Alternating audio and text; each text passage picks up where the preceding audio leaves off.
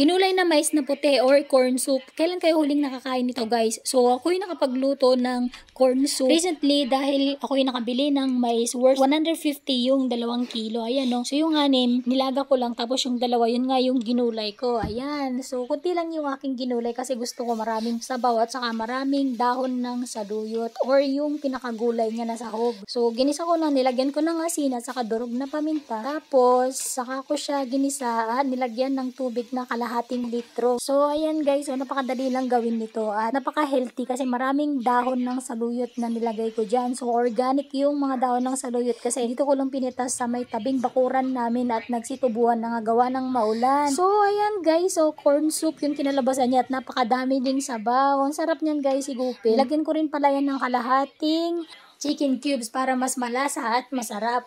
Sa kalagkitan din kasi yung puting mais kaya mas gusto ko itong iluto kaysa yung dilaw na mais. Ayan na guys, so luto na pala. So mas masarap din itong iserve ng may kasamang pritong isda.